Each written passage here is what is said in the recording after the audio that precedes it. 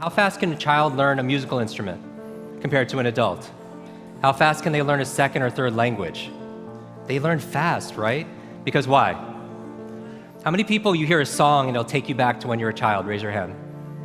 How many people it's not a song, but maybe it's a fragrance or a food that will take you back decades? Because information combined with emotion became a long-term memory, right? Because we're not logical, we're what? We don't do things logically all the time. We do things what? Emotionally, right? Because we're not logical, we're biological. Everyone wants to write this down. All learning is state dependent. That the emotional state that you feel when you're learning something gets anchored to the learning. Does that make sense? By the way, what was the state that you felt back in school? Bored, and the other half of the class is like confused, right? Now, on a scale of 0 to 10, what's boredom? 0. Anything times 0 becomes what?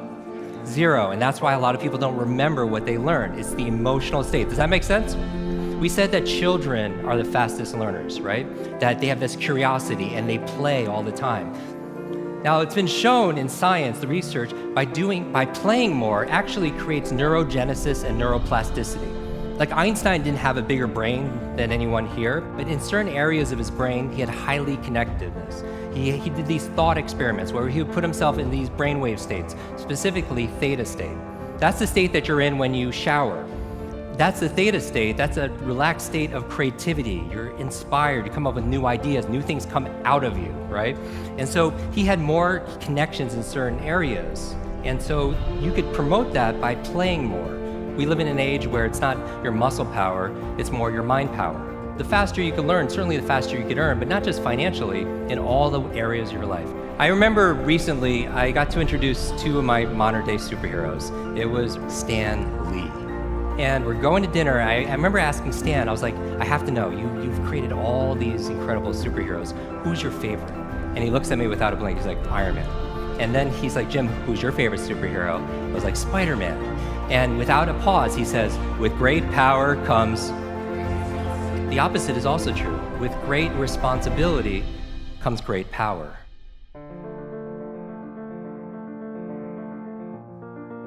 When you take responsibility for something, you have great power to what? To change things, to transform things, to make things better. You want to build a physical muscle, you give it what? Nutrition. Same thing with your mental muscles. Information combined with emotion becomes a long-term memory, right? The state that you learn something in, the mood and the feelings that you learn something in gets attached to what you want to learn. I'm going to give you 6 keys to learn anything faster. You can write these down. I want you to remember, be fast. Be fast. 6 keys to learn any subject or skill faster. So the B in be fast stands for believe. Because if you believe you can or believe you can't, either way, what? Either way, you're right. All behavior is belief driven. How many people here talking about memory? Because memory, forgetting is a state. A lot of people say, oh, I have a bad memory. Right? They always think, I have memory, or I have focus, or I don't have focus, or I have creativity, I don't have creativity. I want you to scrap that. Creativity is not something you have, it's something you do. Memory is not something you have, it's something you do. There's no such thing as a good or bad memory. There's just a trained memory and an untrained memory. Your brain is like a supercomputer, and your self-talk is a program it will run. So if you tell yourself you're not good at remembering names, you will not remember the name of the next person you meet because you programmed your supercomputer not to.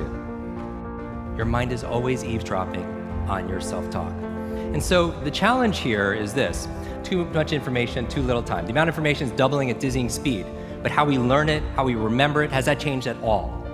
Your brain cycles through different brain waves.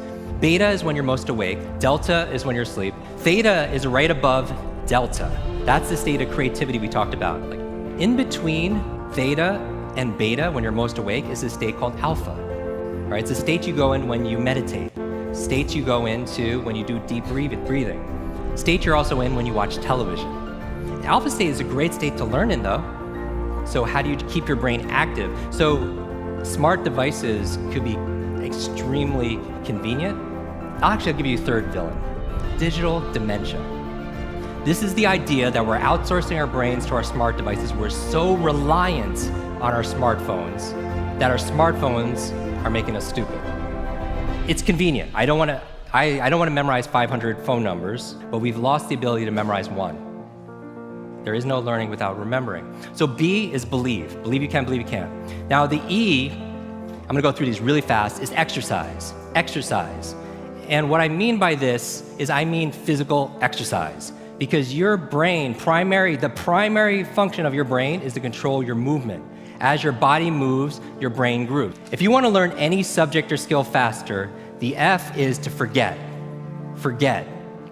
A lot of people don't learn faster because they feel like they know it already, right? So you want to forget about anything else than what you're learning here, temporarily. The A in fast stands for active. You take notes, you ask questions, you participate in it. The S in fast stands for state, that all learning is state dependent. All learning is state dependent. I never want to learn in a bored state, right? Most people, like when they read, they're in a bored state. People wonder why they don't remember what they read. So control your state. Finally, the T in fast and B fast stands for teach. You learn with the intention of teaching it to somebody else. If you had to teach this to somebody when you got back home, your team, your family, your friends, would you learn it differently, right? So you learn with the intention of teaching to somebody else. Because when you teach something, you get to learn it twice. Let me close with this. When I got home, there was a package waiting for me. I opened up. I don't know if you could put the slide on, please. I opened it up, and there's this photograph. There's a photograph of me and the entire cast of X-Men. And even better than Halle Berry and Jennifer Lawrence and everything that's on there was the note from the chairman. It said this: Jim, thank you so much for sharing your superpowers with all of us. I know you've been looking for your superhero school since you were a kid. Here's your class photo. So my question for you is this: if you could go back to that child inside of you, that younger self, and right now tell them something that they need to hear, what would that be? And if you were to go in the future, 1 year, 2 years, 5 years, 10 years ahead in the future, I believe you have wisdom inside of you. I believe you have greatness inside of you. If you were to project 10 years ahead of time and look back on this day right now, what does your current self need to hear from your future self? I have a quote that I get quoted on more than anything else. It talks about an egg and stress, that your egg is like your life, that if an egg is broken by an outside force, life ends. But if it's broken by an inside force, life begins. And all great things begin on the inside. Thank you very much.